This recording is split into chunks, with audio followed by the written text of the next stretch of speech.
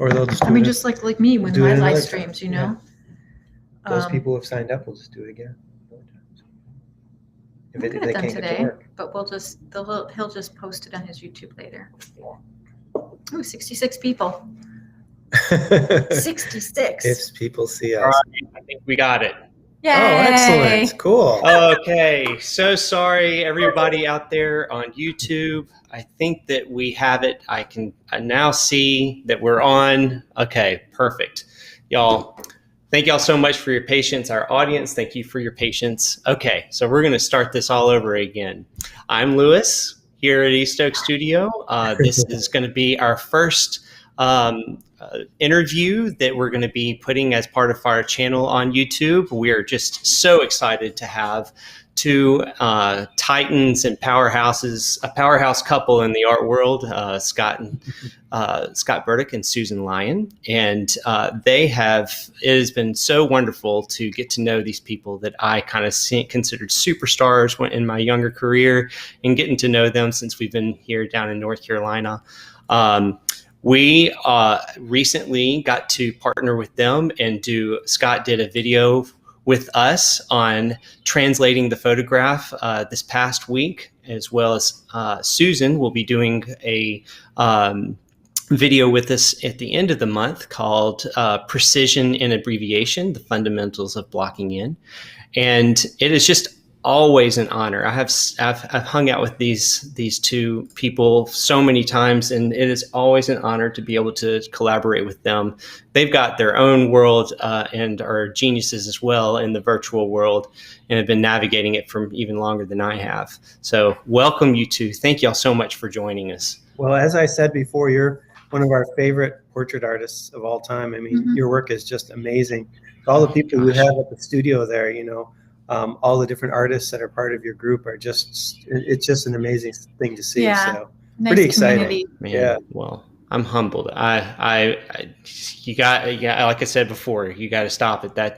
That's too sweet. I think I have too many favorite people out there. We were so excited. Y'all have been one of my favorite. I remember looking at Strathmore pads way back when, drawing pads, and seeing y'all's work on it, not knowing who y'all were, and going, "Oh my gosh, this is amazing!" So y'all been an inspiration to me for quite some time. Wow. Welcome everyone in the YouTube world. If y'all have questions, we are going to be asking some questions about navigating the virtual landscape and art instruction. And if y'all have any questions for Scott and Susan, feel free to text them up. I see there's a couple of people that are excited that we've actually gotten up and going. So I'm going to start back again to the very beginning and just talking about how it's been for y'all this past year. One of the great things is y'all knew a little bit about video, but I'm sure the learning curve has also been pretty incredible, considering that y'all have been disrupted just like anybody else in the world. How's this year been for y'all? Well, I'll try and make it short and sweet because I can go on and on and on. But it really has been great for me because it forced me to get into video, and my world has expanded immensely. And, and having Scott's help, because I couldn't have done it without him. And Scott has the background with all that stuff. So it comes a little bit easier for him to figure it out and navigate. So I'm like the instigator a lot in things. Yeah, because I would never have set up a Patreon. Yeah, like Scott, we're great. We're a great team because Scott's willing to do almost any trip. At first he might not want to do all the videos, but then when you see the feedback and you actually get the kindest comments and you get people who write things and that you are helping, then there's nothing more fulfilling to keep you going. So now from the beginning, Scott was literally just my tech person. Like I would say, Scott, every day I was crying and going, why isn't this working? Oh my God, why can't I do this? Like, why technical? Why is this not happening? And then he would, honestly, he was an angel, probably the nicest you've ever been in our whole marriage. Oh, that's sweet. Because in all honesty, husband and wife dynamics, it's not always so patient.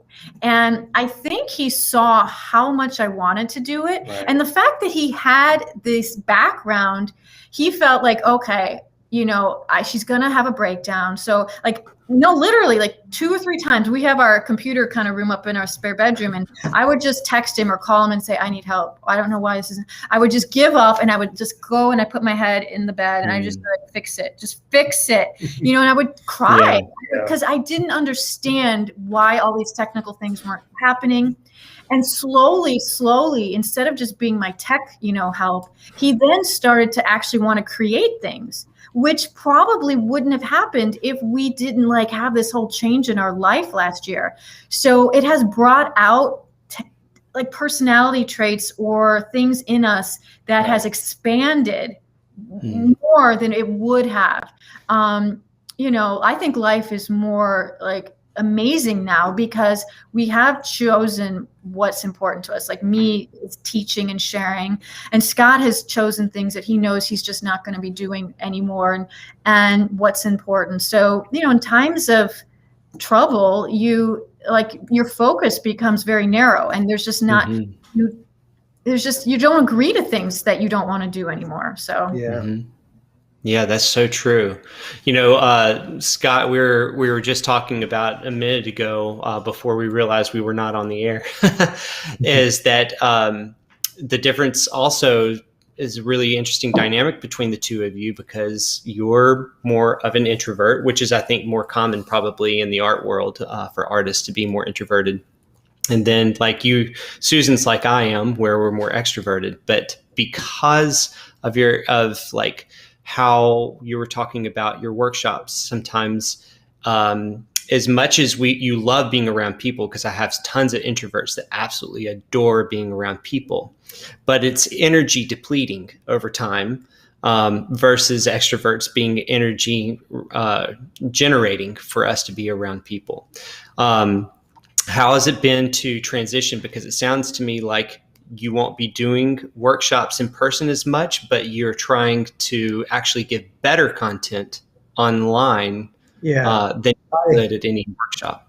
I mean, I like teaching. I've taught workshops usually a couple a year and sometimes more, you know, for like over 20 years, 25 years. And then I had stretches where I'd gone and not taught them for a few years. And I've just cut back, and now I'm not going to teach them in person anymore. And a lot of it is just because, like Sue says, even with making our videos, when I get on something, I want to do it the best I can and really explain it the best I can. And it's the same when I write or do paintings. I'll do things over and over and over. Or like Sue, when I saw her doing her videos, it's like, oh, we can do this, we can do that. I just can't help it. I just can't do things halfway.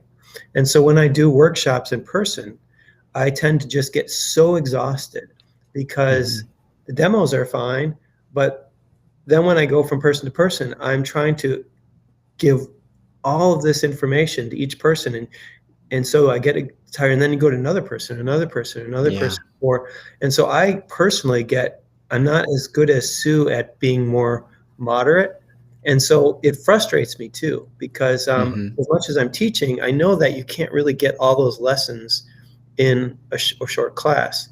And so I have found it much more fulfilling doing these videos for you guys, the one we did on from photographs from India, and sticking to a more, each video can be on a specific lesson, just on drawing, or just on this technique, or just from photos, or whatever it is. There's so many that we do.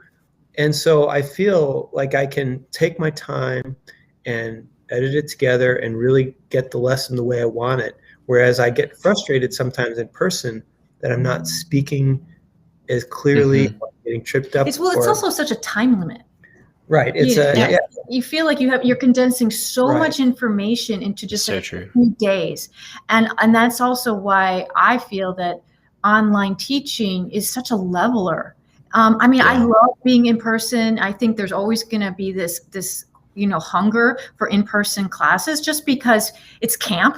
People love to have a reason to, kind of hang out and kind of get to know people. And there is something about just, I feel a lot of it is, meeting the artist. So much of what you get from the artist is you get the energy that artist exudes. Like literally, how do they hold themselves? Their enthusiasm level? There is something of just being around somebody that you then kind of feed off of. But online, I think such a great future place, and it is really great for all levels. It's much less expensive, and I was telling people that when you teach in person, it's kind of like it's you travel there, you're watching a demonstration, you're sitting in one spot, and then you're listening, and then you have lunch, and then you are like paint on demand. Paint on demand, you're usually set in a spot, and it's very easy to be too exhausted or to make excuses and go, well, I really am not excited about that. Or, gosh, I'm tired, or maybe I ate too much lunch, or whatever it is. But with online, the cool thing about it is that you see the teacher do it, and then you can have time to absorb it days and weeks. And you can do paintings that are not just 3 hours. Right. You can do things that are more than just like a few hours. You can film something and over you can a do month. it over and over again, and you can absorb it slowly. So I think it kind of allows different types of people and how they learn. And because I just don't believe that you can learn just from hearing something. Like I can tell people over and over and over again, hey, squint and compare, or slow down, or, measure. But they also, not only they hear it from me, but then seeing it, but then they can replay like the class over and over and over again. And then and one of the things that Sue's been doing when she does with Patreon, she has some people that she does critiques with as well. This for Portrait Society too, which was fascinating. That was the first time we thought to do it this way, was because normally when you give a critique, they would have these critique sessions at Portrait Society and other places where people would bring in their finished paintings, and you'll tell them, well, these shadows need to be darker, or this is getting over modeled in the lights, you need to pull these more together. And people are polite, they nod, and you can see though sometimes they're not exactly sure what you mean. Right, because you're not working on the painting. You're not going to paint their finished painting. You can do that when you're doing some of the things in the workshop. But so what Sue is doing with it is she'll put their picture in Photoshop, and then she'll duplicate the layer, and then she'll work on the picture with Photoshop tools, like say darkening the shadows, or tying the lights together, or changing drawing or painting things, whatever issue, or even say, look what this will look like with this dark background or with this background. And so what she'll tell people what she's going to do, and like it would be like a regular critique, but then when she turns on that upper layer, and you can turn it on and off, so you can see back and forth. Even using just like a transition, like an opacity. Right, and it'll be just like, oh, now I see what you mean. And so that's something that is actually unique to doing it online, because you can show it. And that was so popular at Portrait Society when we did it. People were like, oh, we've never seen this, but because it's visual, it's hard sometimes to just simply give a critique. And Susan does these with people all over the world. Yeah, I slowly learned about that when I first started to critique online. To me too, it was more like words, and saying, and I would show little pointers. And then when I started Scott taught me how to do it through Photoshop and layers. It really is a great thing, because then I can send them like the image. But and then they can work on their painting. Yeah. You haven't actually painted. Yeah, I haven't actually. You've just shown them what need to be done. So there are so many great ways of like this new technology, and so I'm really excited about it. But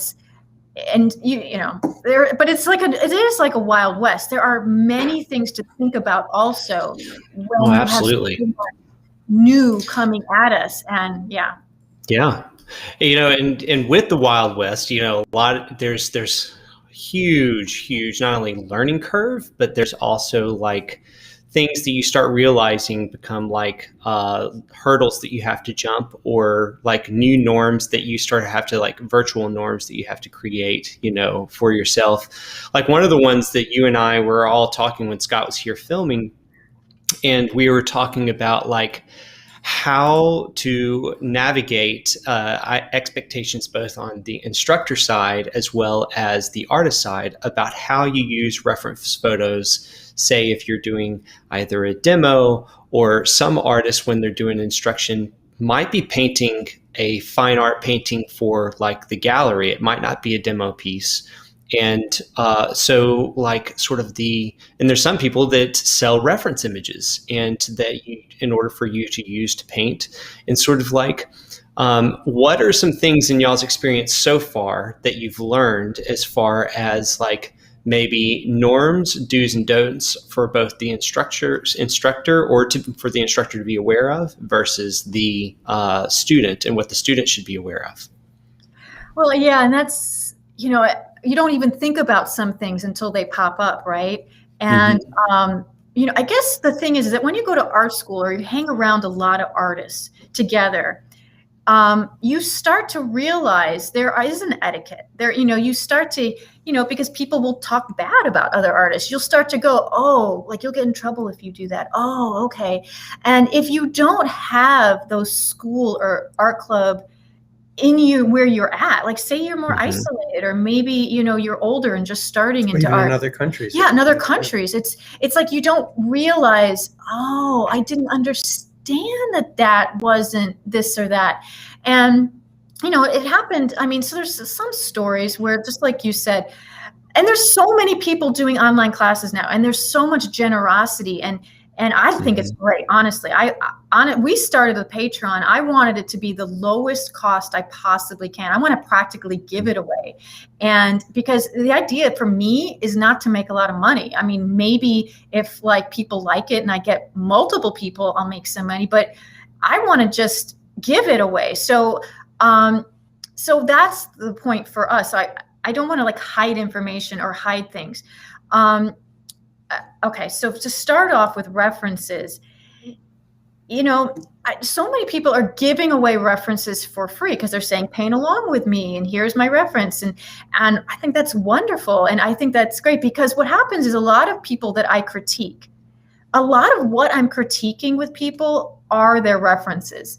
They're not good at taking photographs. They don't understand, this or that. They use a flash on their camera. Yeah, so their lighting is they have no pattern and stuff. Right, so teaching that is, I mean, to me, Sue and I talk about this a lot. Taking the photographs or setting up the model if you're working from life, those things are, to me, more than half of the creative process. It's what you're going to say.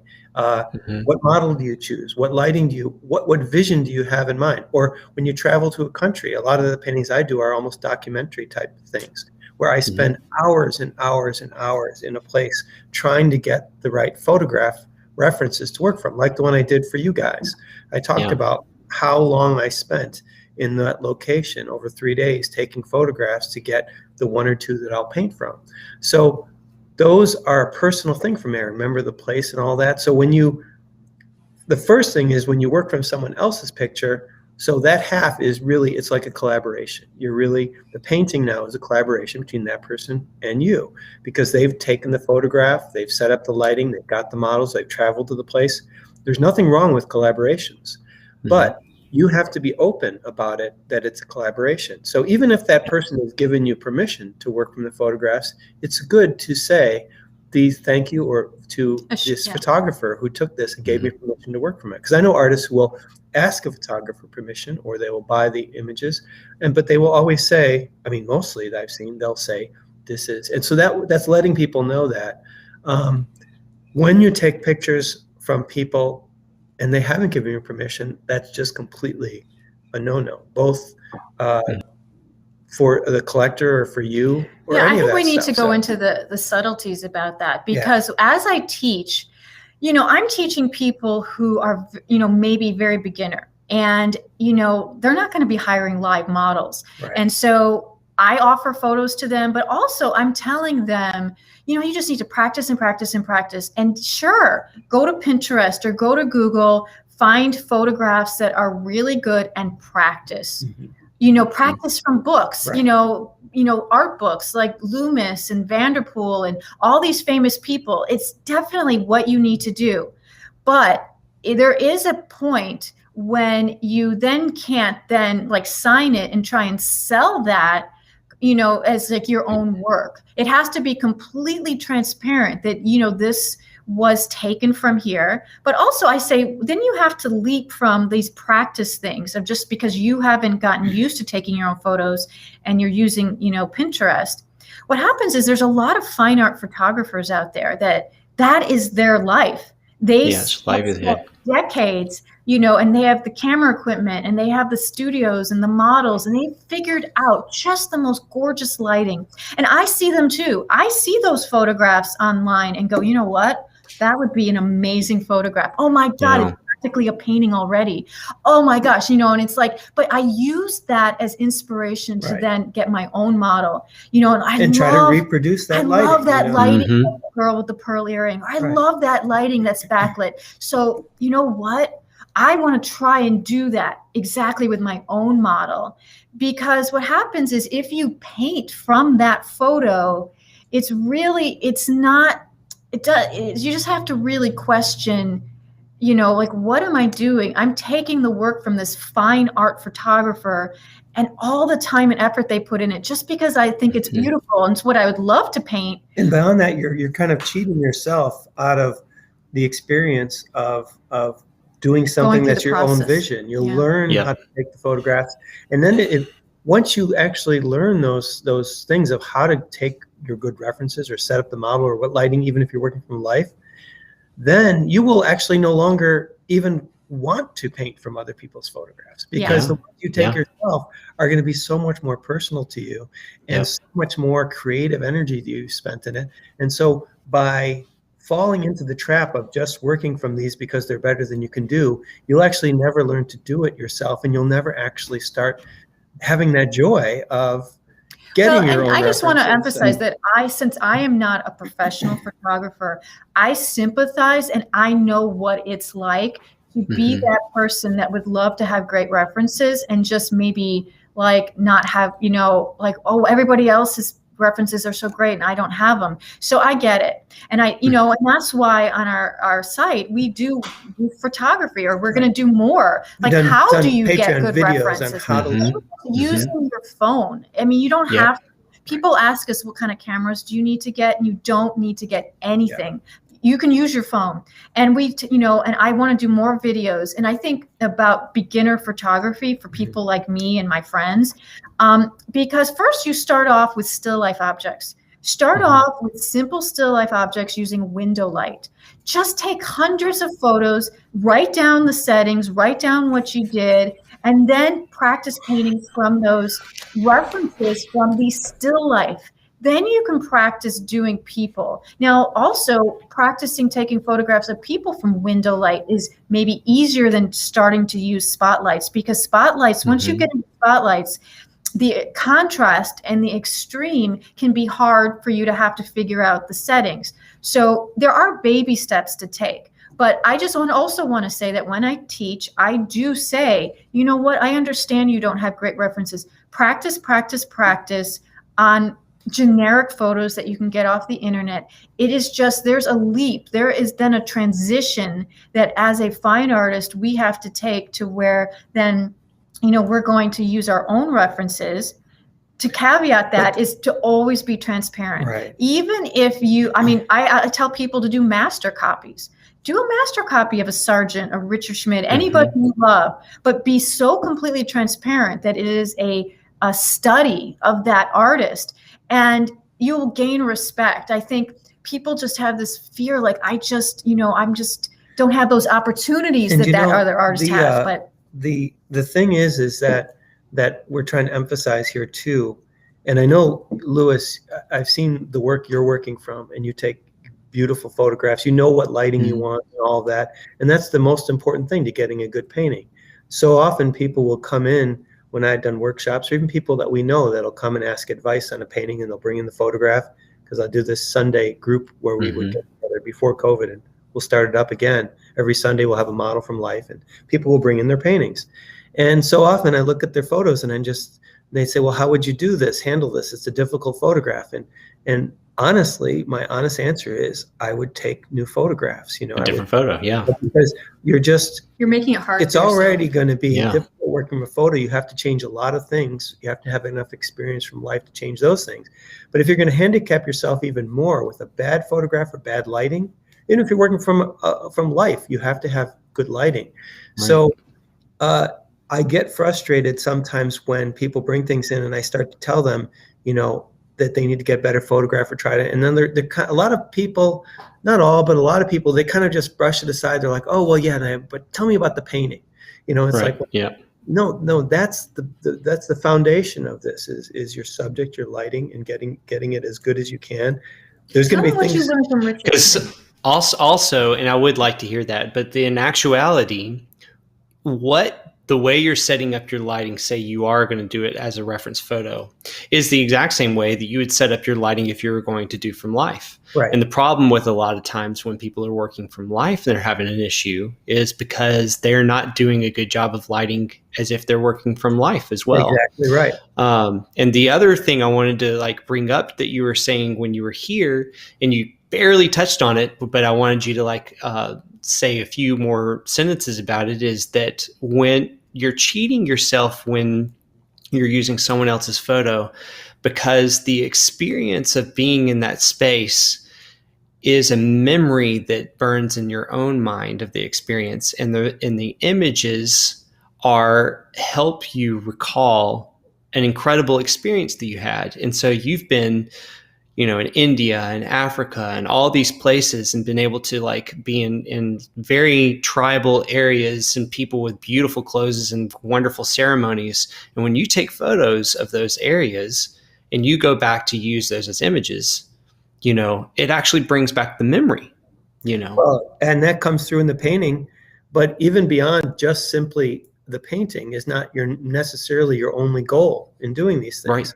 It's in meeting people, it's in going there. And so in some ways for me, and I know for Sue too, it's almost just an excuse for us to go to these places and learn about the culture and the people and meet people. And that comes through in the paintings as well. But that's part of why you're cheating yourself too. If you're just going to sit in a studio for your whole life and just paint reference pictures, you're never really going to have those experiences for your life, no matter how good the paintings are. And so it's about having a full life. It really is. Yeah.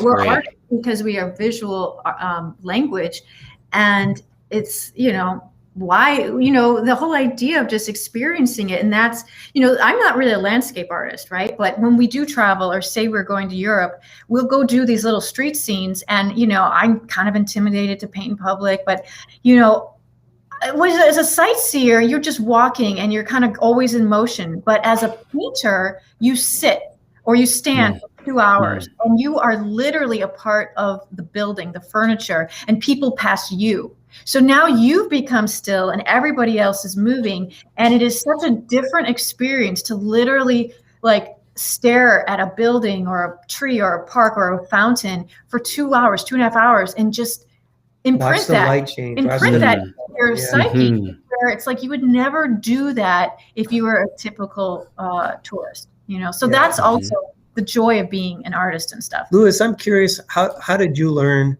to take your photographs and things? What was your background?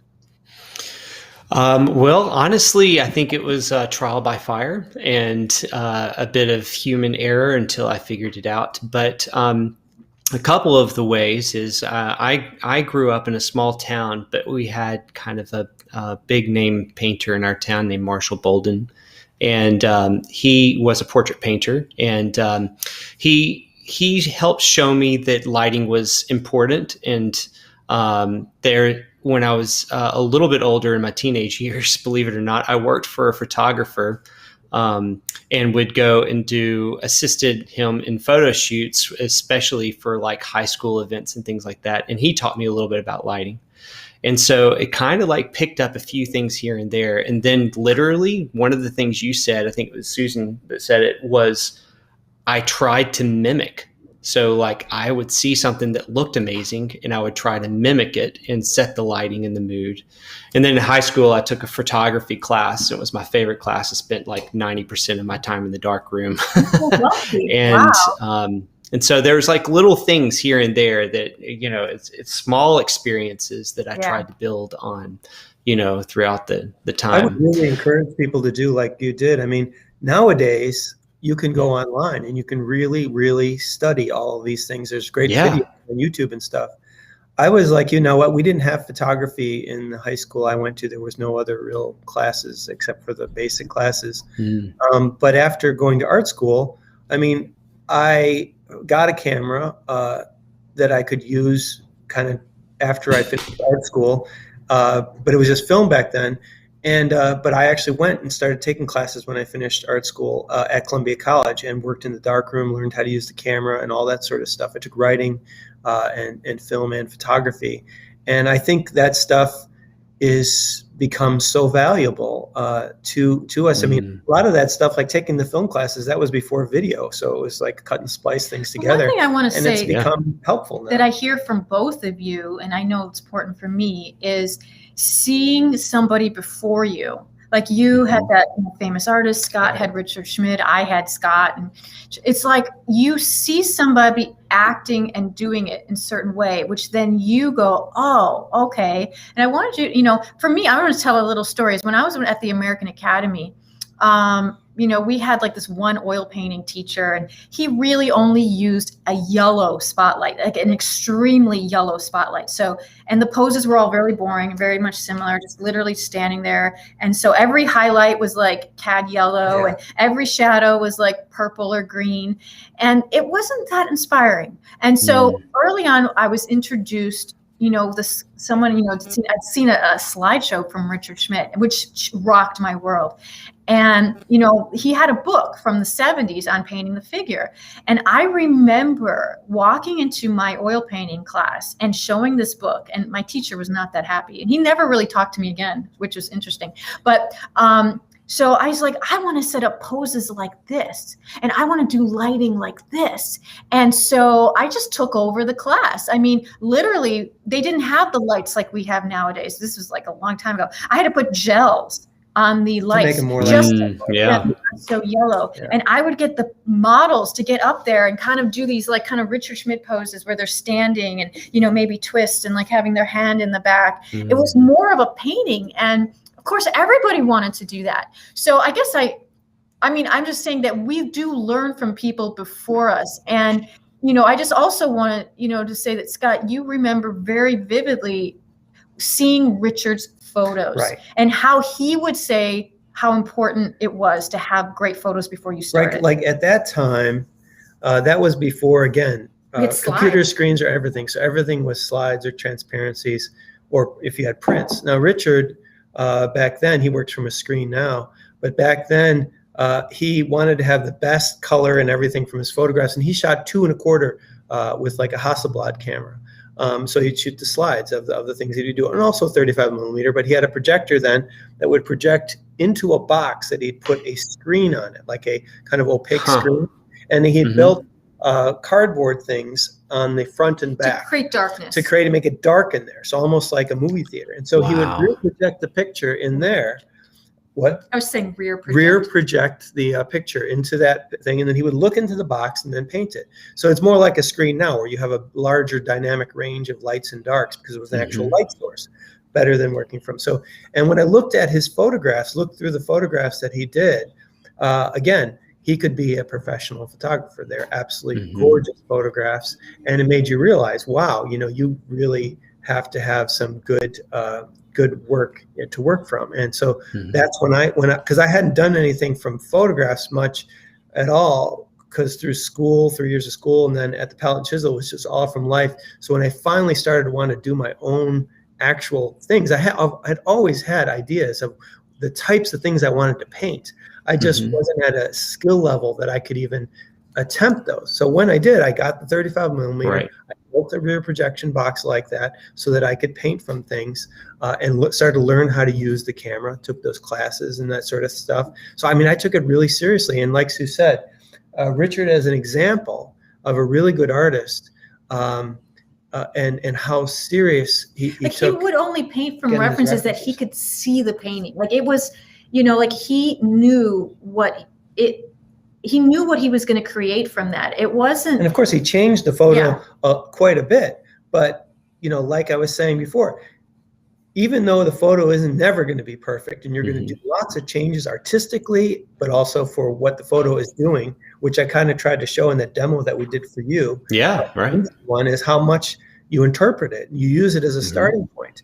But that said, you still have to put the effort into getting your references or setting your model up, going that it's like Sue is incredible when we do photo sessions, or even I do a vision board. She really sets up. I mean, I dresses the model usually up. Usually something sparks me, but we have in the past like taken a Sargent painting, or we've taken a Mucha painting, or we've taken something that will be the basis point, where I go, you know what, I really want to try.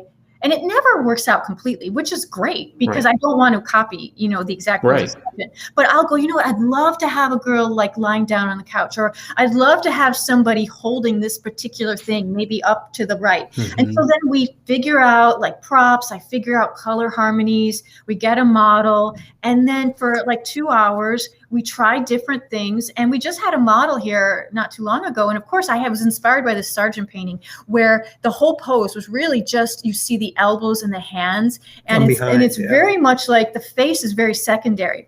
But, you know, the girl didn't have the body of this Sargent model, but so we got different kinds of poses. But I had that idea in my head. So I go in with a plan, although you have to be flexible, just like working with children, right? Or something. You kind of go in with ideas of lighting or backgrounds or props, and then you just play. And the model kind of gives you half and even just watching the model on the breaks. Yeah. That session was maybe 2 hours or 2 hours and 15 minutes that we did with her.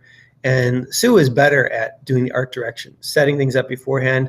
I tend to be better when we're out on trips, more documentary style, looking for things, visions. I'll spend hours and hours, you know, taking photographs and looking for things when I'm not doing paintings. But that's the thing is, another tip for people is when you do a photo session, and you have an idea and you set the model up, that's great. You take those pictures, and this is something that even in photography school, they would say, so, okay, great. You got that thing that you were looking for, or you're in a scene, there's a festival, you got that picture that you think that's perfect. Well, you have nothing to lose now. Continue to take photos, continue to try, and you just got to keep shooting. And almost always the later photographs are even better, because you're like, I'm doing it from this angle, or and also lighting. We're just trying to like give people like inspiration too. We want you to take your own types of photos, and I love it when people start to get confidence to do that. And you know, we took maybe over 1,700 photos. Just that one. That one session, you know, and so it's like it's just taking over and over and over, because you want the micro expression, or you just keep taking, because you never know if you're going to use hands from one photo and the face from another. So that is something that I've struggled with, even some of my closest friends, when I, you know, will tell them, you can't just take 5 photos. Like, it's taking tons and tons and tons. It's digital. It's not the old days when we didn't have to worry about film. And but there's a awkwardness factor, and I understand that. I get all of it. Asking people to do a photo shoot, taking all those photos and feeling like you are imposing on people. And, you know, but I had to like live in my truth. And Louis and you and I talked about this, about, you know, we are professional artists, and this is what we do. And I am, as a, you know, an exchange of money for time, I am saying, I'm going to pay you for your time. Now, Scott is excellent about, that's why we're kind of good for each other, because he just will keep taking the photos. He's very mind focus oriented. I'm always thinking, oh, okay, is she comfortable? What does it look like? You know, the more nuances of it. But when we travel, he's much more bold about going up to strangers. And people ask us that all the time. How do you get your models on trips? And you do just have to ask. And the worst they can say is no, you know, and I understand that. I mean, I get it when people say, but I'm too intimidated, or you know, I don't feel important enough to like ask people to take photos. I'm like, well, when is that going to happen? You just got to do it. And it's awkward in the beginning, but usually people are incredibly honored and complimented when you show them that you think they are interesting and that they are worthy of us wanting to put them down, you know, in a painting. So think of it that way. If somebody was to ask you, you know, oh, I would love to paint you or take some photos of you. I mean, you might be a little embarrassed at first, but hey, it's not a criticism. It is a compliment. You're showing them that they are worthy of this. So it's just getting over. Wow, that's awesome. Y'all did a fantastic job answering those questions. I think one of the other things that kind of transitioning over that are questions that we commonly get considering we're talking about online learning is, can learning through online platforms compensate for not attending an art school or an atelier? What would you stress is the most important thing on aspiring professional artists in online learning? Okay, I'll do a quick one because I think I've proven that I believe in these. Scott and I get asked this a lot about where would you go to school, about, all these things. And, the one good thing about school is that it gives you good habits. You just show up every day, even if you don't want, even if you're not that interested. There's a community of people working towards something. And also you get to see how other people are improving. So that makes you work hard. But in general, we actually talk people out of going to school. It's really, I understand. I wanted so badly to learn Spanish. I wanted so badly. I would take, these kind of intermediate, I would buy everything. But if I didn't have the daily, if I wasn't immersed in it, if I didn't live in Mexico or have people I could practice, of course it's going to disappear. And that, that ability for me to practice it or want it so badly. I mean, I had 50 books, I had tapes, I'd go to classes, but it drifted away. And so I understand that about art, that if you don't have a community, if you don't have some kind of goal setting or something to work towards. Really just those habits too. And habits, it's literally, and I guess what I find is that, I think Scott is aspirational. He is so fun to watch paint. But I also, I keep trying to reinforce, I am that person that knows what it's like to feel like completely frustrated, not thinking that I know what I'm doing, want to give up. Give up. And so my purpose in life is to help people build habits, to have those little successes and try and to learn from my mistakes, all the things that I did to sabotage things in my life about either lack of self-confidence, or just working hard or knowing the right way to work, not working harder, but working correct. And we've all heard those, statements. So I completely agree that so many online things are wonderful for that. But I also think that reach out to some of these people that you're taking these classes with and start an online relationship with, so that you can then become a pen pal and check in on each other and start critiquing each other. And that is how you learn. You learn in pods. There's not a lot of Mozarts coming around where they literally just, oh, I'm just a fantabulous artist and I just know everything. No, you learn by seeing other people. You learn by feedback, and you also get spurred on to work harder when you see other people work hard. And that is the thing. You won't work hard unless there's something that is reinforcing that. Let me give a couple thoughts on that. There's you can go get some. No, water. I'm gonna. There are definitely artists that have learned without going to school that are great artists. I think of Daniel Keyes. He's a great painter, and I don't think he went to art school. He learned it from what he's told us on looking at books. Like Richard Schmid's book was a big one for him, but he looked at it, he saw the lessons, and he learned. He was homeschooled too, and he started when he was like 13. And then there's other artists I see, like a lot of us who came out of the American Academy of Arts, Lawson and Dan Gerhardt and Rose Franson and Sue and me, and there's a lot of great artists that came out of there. Nancy Guzik, Thomas Blackshear, a little bit before our time. Richard Schmid went to the American Academy of Art, and and then I think of like a lot of the Florence Academy, like Amaya Gurpade, who did, I think, a demonstration for you as well. All of these incredible painters that went to school. So certainly schools can do it. Now, most of those artists that are figurative artists often need schools more than a landscape painter. I know like Matt Smith and Scott Christensen and Ralph Oberg, and a lot of different painters like Josh Elliott and people I painted with, they did go to a regular school, regular college, and took art. But like Josh, it was just so funny. He's like these stories of where, people just bring in trash, and stuff. And it was all modern art. So he didn't really learn anything in school. Right. Yeah. And them, they really didn't learn much in school. Now it's a little easier for a landscape painter because what they did is they took workshops, three a year. Around 3 a year, and they met each other, and so it's easier for them. And then they would paint together. They would get together and paint. Now, for a landscape painter, they could paint outdoors every single day, and also paint with friends and other people who were students. It's a little harder for a figurative artist to do that. So for me, I took a couple years of life drawing on Saturdays and summers in high school, and then 3 years of life drawing and oil painting at the academy. So every single day, I could never have afforded to have models that much. Yeah. Palette and chisel for years and after. And then the palette and chisel after school we would go to, and then for years after. So that's where, and then also the camaraderie with the other students, I think, was important. Now, if you're going to just a regular university where everything has just gone modern and they're not really teaching you any of the basics, it's actually just a waste of time. And so you're better off doing like Daniel Keyes or something. The online classes, I think, are wonderful.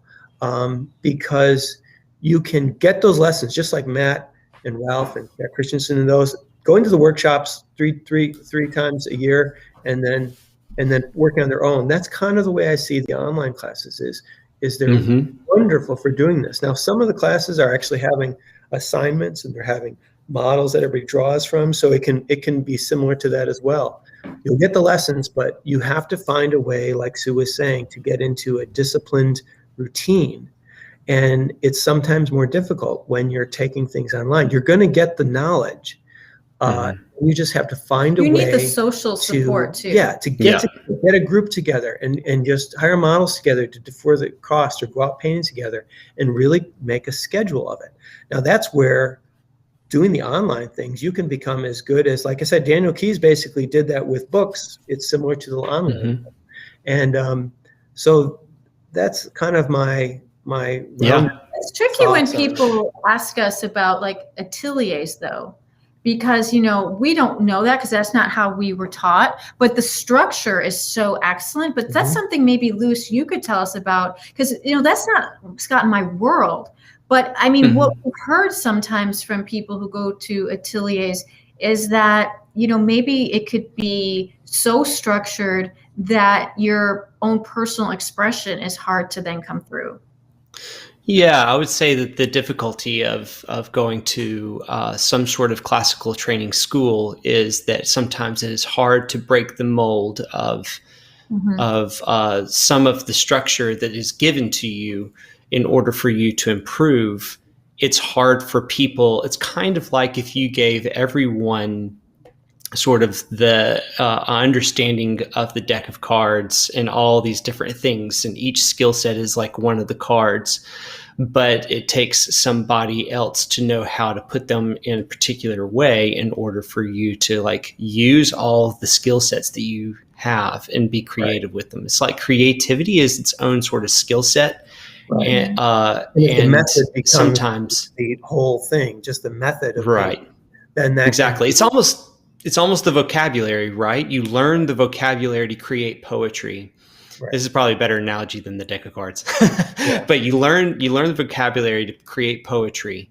But once you learn a lot of words, it's not just enough. You then need to know how to compose them. So I think an atelier what your message is. I mean, everybody learns grammar, but they tell their own story. Right, if you keep exactly. telling the same story over and over, then it's nothing, and that's not ateliers. That's every aspect. And I want to just say, the good thing about a lot of the new things that are coming out about online and teaching is that, early on, for probably like the first 20 years of our career, a lot of what we had to fight against was this prejudice of artists who worked from photos. Even famous artists who would work from photos would lie about it. Or, it was like this constant, like, the emperor has no clothes or something. You're like, really? And again, that was like the idea. I mean, the stigma still to a degree exists. Well, and that's it. But I think it's getting less because this idea that there is the right way to do art and there's the wrong way to do art. There's like the elite way and, people who are just, I guess better than everybody. And then there's the people who use photos. And that is something that Scott and I have never been embarrassed about. No, we're always honest. We're very honest about it. And also there is a definitely, right. It's not like, we know that if we've been working too much from photos, of course, we love to work from life. We hire the models. I do the still life. Scott loves doing landscapes. But there is this balance of both. But also, we are just so anti this judgment or this dogma. Right. We just will not feed into that. And so a lot of times when we get people who are students, they'll constantly say, oh, we were told we could never do this. We could never do that. We could never do this. And it breaks my heart because I feel like, when you're first influenced by teachers or schools, that molds you. And so if you're being taught all these ideas that things are good or bad or evil or, then you will forever be like second guessing your own creativity. And it angers me so much that, we'll just shout it from this, anyway. So that's just something that we hear and we want to dispel that. And I do think it's going to lessen as time goes on. People aren't going to put up with this. Just crap. Be careful too. I mean, it makes me laugh sometimes because we know so many different artists from so many different kind of subcultures of art, the plein air world. I painted in those and all these different things. And it is funny how you do meet some artists who they will define art down basically to this narrow thing. Oh, you can't use line in a painting or it's not a painting. You can't do this. You can't do it this sit. way. We've been told you can't sit. And then there's whole groups of people you can only work from north light. Like, you can only work from this kind of light. Yeah. And they are basically defining art down to this narrow thing that basically is just their painting. Yeah. And they're good and everybody else is bad. I just so admire, comic book artists and all kinds of different artists that I see, fantasy art, landscapes, everything. And I just think that's the wonderful thing about art. And I don't like that judgment against illustration. Some of our favorite artists are illustrators. Yeah. So it's like this, that's why when I teach too, I have no desire to make people draw like me. Scott and I are probably one of the rare couples where our work is very distinctive. Like you can tell we like similar subjects, but you can tell whose painting is what. We're not doing that on purpose. Oh, most certainly. You can literally see a Scott or a Susan Lyon painting a mile away and know that that's exactly something like we purposely try to do. I think we just are trying to be very integral to like who we are. First of all, I can't paint like him, so that's also it. But it's like I want people to, and that's why I brought up that thing about bringing Richard's book to school and how the teacher literally didn't talk to me for the rest of the year. It was almost like he took it as an insult to his style that we should be painting his way. Well, he had been teaching for so long. He has really nice paintings. Yeah, he's a nice guy. He was a very good teacher for beginners. But I guess, the idea of saying, hey, let's try this or let's do this lighting or something a little more dynamic he took it as an insult.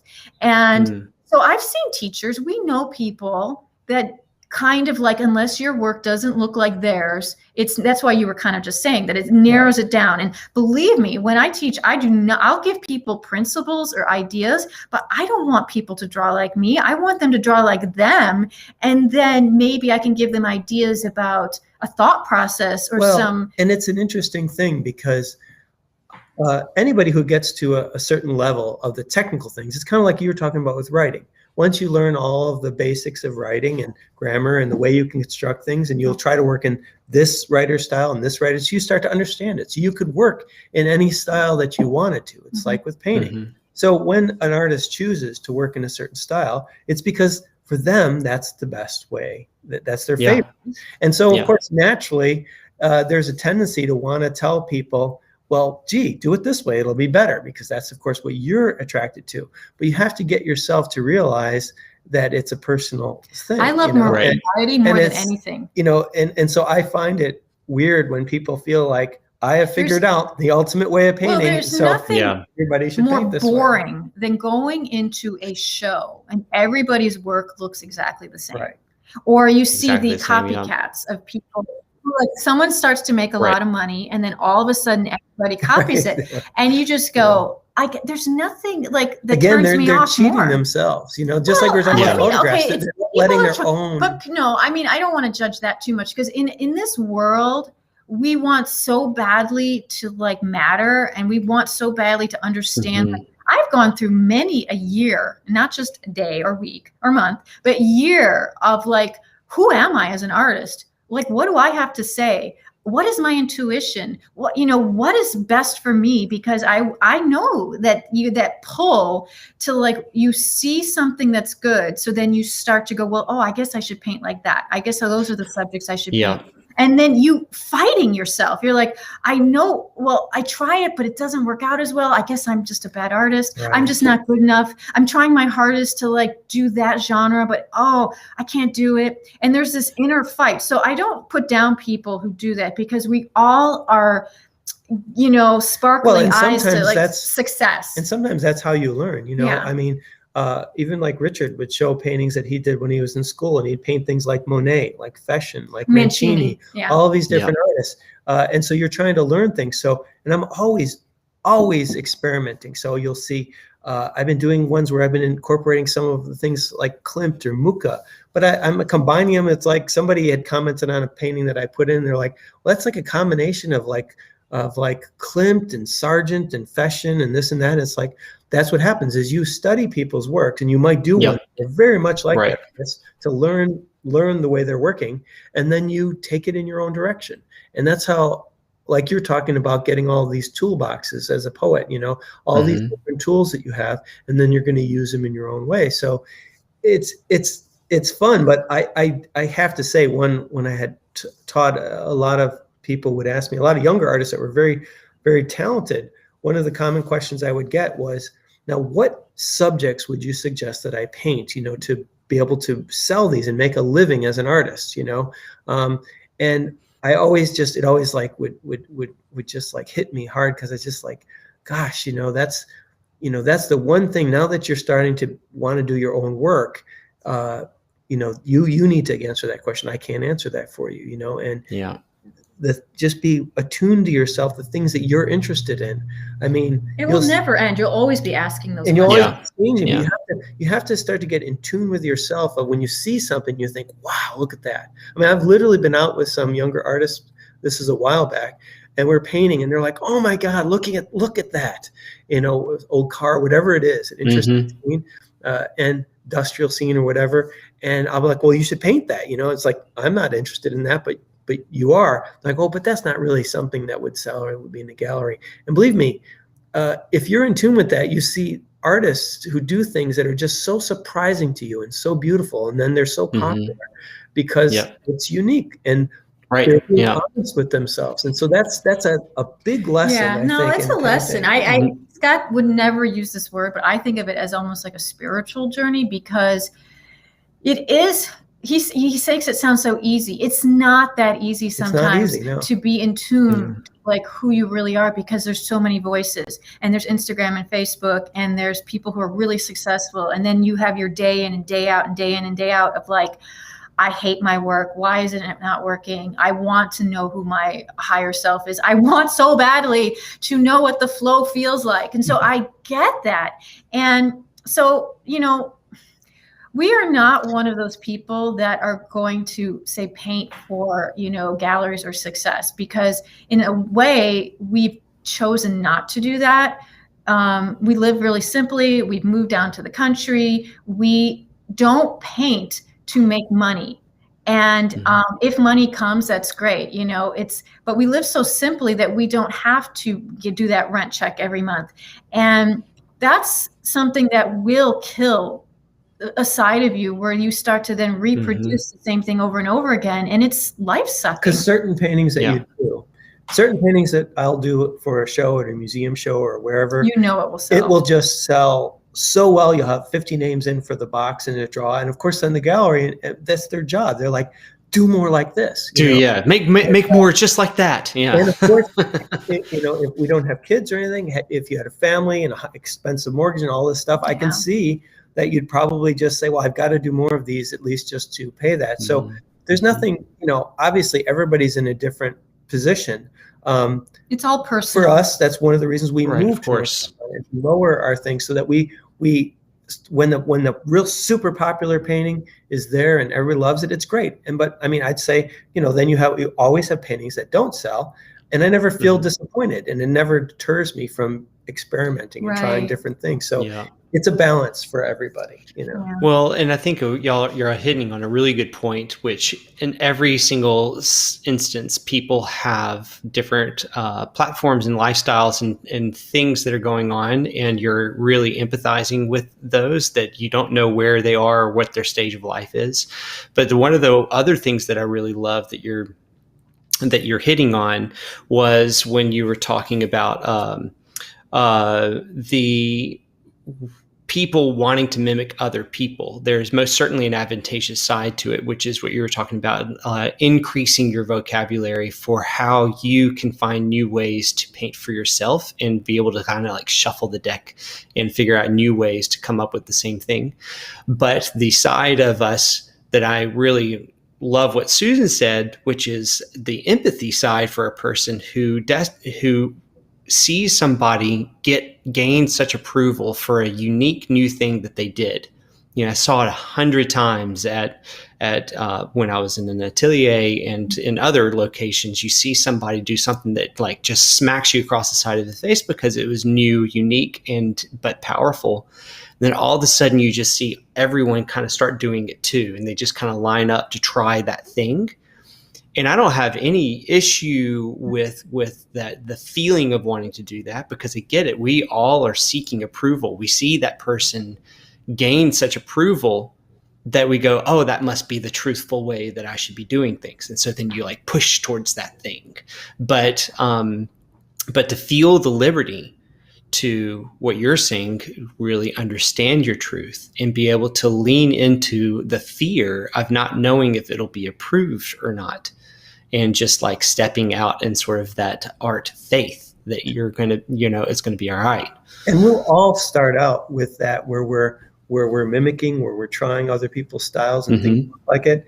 And so, like you said, when somebody comes out with something new and you'll see a lot of people doing that, the really good ones will then take it in a different direction. That's surprising. Exactly. Thing. Yeah. And so that's natural. If you never take it in another direction, then it's almost like you're just copying that person's painting, setting up things exactly the same, and you can still sell the work and it will be good, but you're just not quite being true to your own I know, interests, Scott, but that's easier said than hard. done. I think it sounds very judgmental, which I don't like, because I see both sides of it, because it's interesting.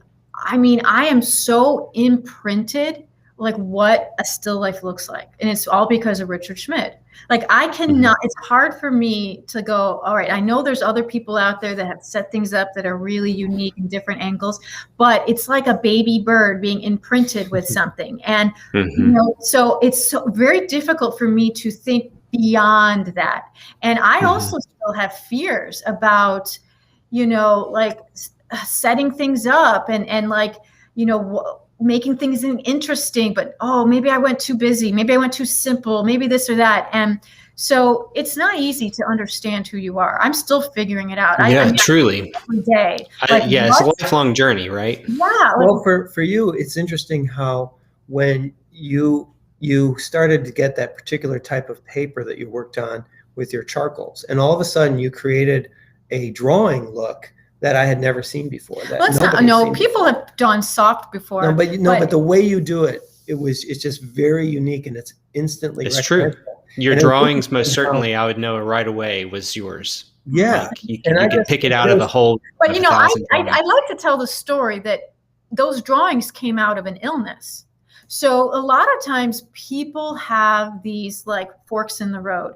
Either, it's a tragedy, it's a divorce, it's this, it's that. Something prompts you to then make a right angle. And that's it. I didn't like drawing before that at all. Like I hated my drawings. I didn't like charcoal, blah, blah, blah. So true. Because of an illness, I slowed down and I just started to draw because that's all I could do. You didn't have the energy to paint. Yeah. So those are things that I think we all realize. We all know that nobody's going to ask for like some kind of hard thing, bump in the road.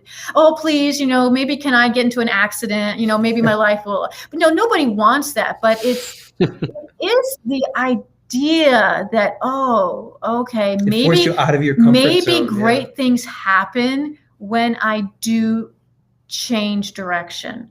And I mean, all of us, I mean, you grow up and you want to be so ambitious and you just want all these good things. And I remember when I first started to meditate really seriously, I was trying to meditate for things, which is not the way to do it. It's, it's like this idea of like, maybe if I ask hard enough, or maybe if I visualize hard enough, then I will manifest it. And then when they wouldn't happen, it was this like, oh, I guess I'm just not a good meditator. And so that's why I feel the same way about painting. It's like we all desperately want so badly to tap into that creative side of ourselves. And it's true. The truth is to figure out your flow, who you are. But a lot of that comes from stillness and just like not and tuning yourself out of stimulus from other people. And that's the only way that you can get there. And, asking yourself these questions, like if it was the last day on earth and you're on an island and you could only paint or draw one thing, what would it be? And sometimes you don't know that answer for a while. And then finally, maybe the answer does come to you and you go, oh, okay, right. Well, why am I doing all this other stuff? Okay.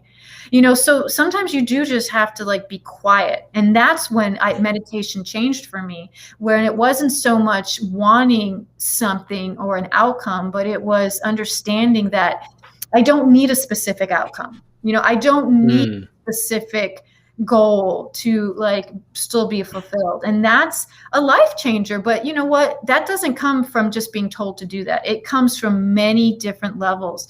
And so I'm just saying, I empathize, wanting so badly to figure out who I am as an artist, because I tell people I got dropped into Scott's world and Nancy and Richard and all these people. They were so much better than me.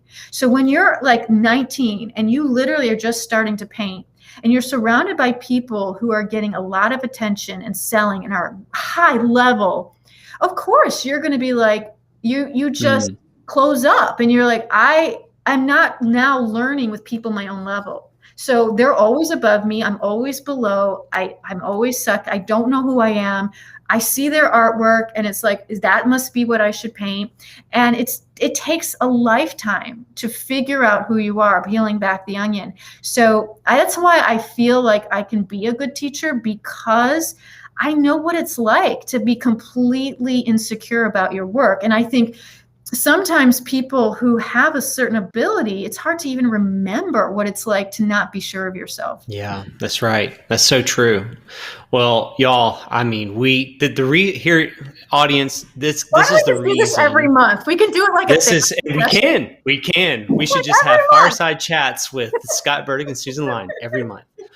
We most certainly, this will be the first of many, I'm sure. That audience, this is the reason why it's so important for you to have community of artists that you can communicate to. This can be a very lonely business. And this is really part of why the calling for Scott and Susan and I, this is why we do not only this and the communication and try to make it available to y'all, but we want y'all to feel like you have a chance to participate in our communities. They both have Patreons, and obviously I'm with East Oak Studio. We want y'all to feel like you're invited in. And so also make sure that you don't limit yourself to that, but make sure that you're actually communicating with people and trying to find a community of fellow artists that are around you, even locally. If you have that available to you, seek them out. What we do here at East Oaks and what Scott and Susan have. I think, Susan, you paint with some people as well every now and again. And you also said you had your Sunday things. Local friends. Scott has actually, I told Scott, because I was always the leader. I was always the one hiring the model, setting up the model. And I said, Scott, you really need your own thing. You need it where you are the leader. People come to you and you're not deferring to me, and that it's all you. You get to talk about what you want to talk. You set up the model and you're the queen bee or queen or king bee. And so he does his Sunday things. And those are open to people. They drop in or drop out, and we'll probably start them up. Probably, who knows? In a few months. we just pitch in for the model. It's not so, like a class. But that's his community. And then I would have a small group of friends where, So it's separate, because you see, Scott and I both have strong personalities. We both love to talk, and you wouldn't even think Scott's an introvert because he gets excited. Never. It's just that after this, I will be on a high, and after this, Scott will have to decompress and build himself up again. So it's all, we actually find that it's hard for us to demo together because we're like, each other. But I got a funny story about when we were at Portrait Society one time.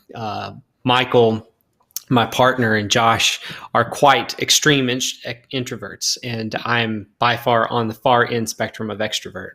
And so being at a conference like that is just like hooking up batteries to me and, wiring them right into me. Yeah. And we had like half a day so far at the conference. And Michael looks at me and I look at him and I go, "Isn't this great?"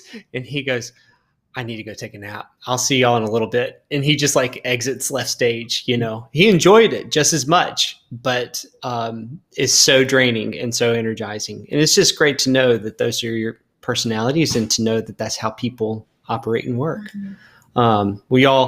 Everyone, thank y'all so much for your comments. I promise you we will get to them. I will text you a few answers, but really appreciate y'all joining. Marianne Ennis said, fantastic discussion, so helpful to me right now. Thank you. Patricia Lawrence says, getting so much from this interview. There are a couple of questions. Scott and Susan, y'all are welcome to also join in and make any comments or answers to those. But everyone, just so you know, Susan will be joining us at the end of the month, and we are going to be doing another live stream with her. And yet again, she also has her own Patreon, and she does individual you do individual critiques and like guidance, kind of mentorship. So make sure to check out her Patreon as well. We're all about helping each other and collaborating together and all the rising tides. But check out her thing at eastoakstudio.com if you want to learn more about her. Saturday the 27th? Yes, it's Saturday the 27th. Thank you so much for saying that. I'm excited. And, the whole thing. Yeah, describe exactly what you're going to do for everybody so they know. So Scott, I'm going to have a live model, and what I'm going to bring and discuss is a lot of the things that I teach is about these different ways of learning. There's the slow and steady, and then there's like the fast and broad and quick and it's like I always think of it as like macro and micro. So I'm going to focus on timed painting studies, what it does to you, how it teaches you to get out of a funk. And I'll bring some examples, but so in the beginning of the video, I'll talk about my examples. I will show how I'm lighting the model, setting up the model, my setup, the paints, and then I'm going to actually paint for literally 1 hour. I'm going to be able to talk while I paint stuff, but it's going to be an hour and it's going to be timed. And what that does and how that changes you,